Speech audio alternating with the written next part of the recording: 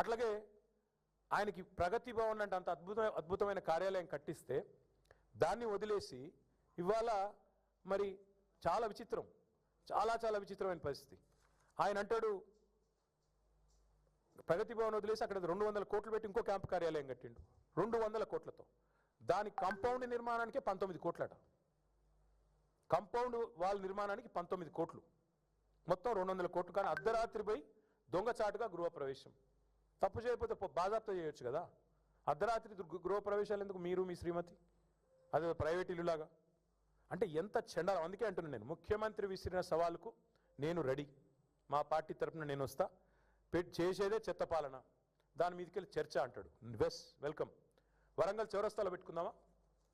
ఎక్కడైతే నువ్వు రైతు డిక్లరేషన్ అని చెప్పి నువ్వు మీ రాహుల్ గాంధీ వచ్చినరో అక్కడికి వస్తావా? పెడదామా చర్చ? లేదా అశోక్ నగర్ చౌరస్తాలో పెడదామా?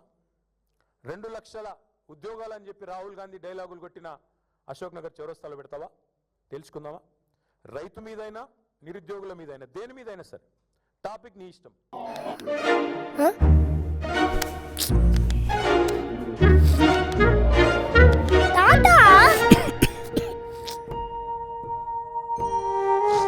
జలుబు, తలనొప్పి, నడుము నొప్పి, మోకాళ్ల నొప్పులు లాంటి లక్షణాల నుండి ఉపశమనానికి శాస్త్రిబామ్, trusted by millions since 1992. Place నీ ఇష్టం, డేట్ కూడా నీ ఇష్టం.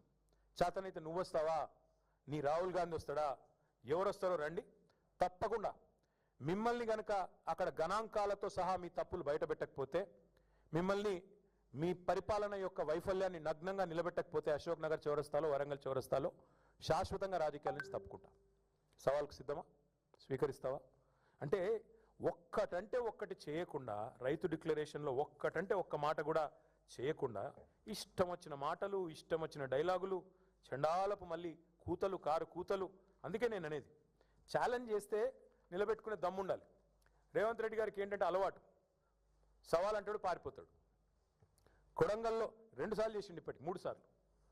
జిహెచ్ఎంసీలో మేము గెలిస్తే రాజకీయాల నుంచి తప్పుకుంటా అన్నాడు 2015లో. మేము గెలిచినాం, 99 కొట్టినాం, పారిపోయినాడు. కొడంగల్లో నేను ఓడిపోతే రాజకీయ సన్యాసం చేస్తాడు 2018లో. ఓడిపోయాడు, ఇంట్లో కూర్చున్నాడు. 3 నెలల్లోనే సిగ్గుదప్పి మళ్ళీ పార్లమెంట్లో నిలబడ్డాడు. మళ్ళీ ఈ మధ్యనే ఒకసారి అన్నాడు, రైతును రాజు చేసుకుంది ఎవరో తెలుసుకుందాం రా, దమ్ముంటే రా నువ్వు ప్రెస్ క్లబ్కి అన్నాడు.